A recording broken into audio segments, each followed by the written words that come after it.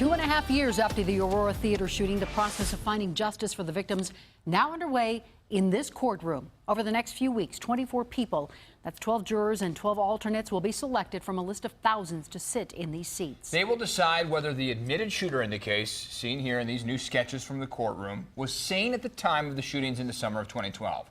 We have live team coverage of this trial, starting with 7 News reporter Marshall Zellinger, who was in the courthouse as the first jurors showed up. Marshall. Eric, behind me, the parking lot's starting to thin out, but there are still a number of jurors still inside the courthouse filling out their lengthy questionnaire. Those jurors' afternoon started with some introductory remarks by the judge that lasted for 33 minutes.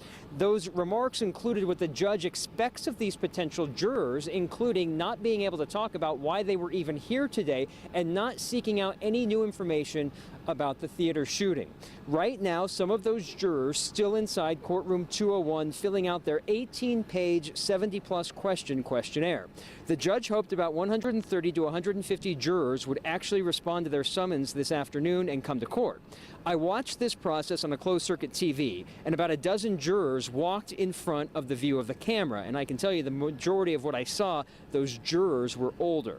Those jurors got their first look at the defendant in person. This is a sketch of what they saw as the judge gave them their initial instructions. The defendant was wearing a suit coat, dress shirt, and khakis. He was not handcuffed in front of the potential jurors, but he was shackled to the ground.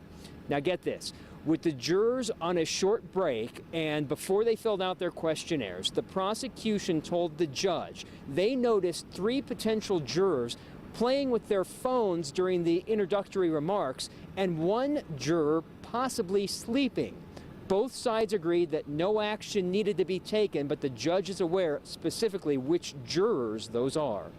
Reporting live in Arapahoe County, Marshall Zellinger, 7 News.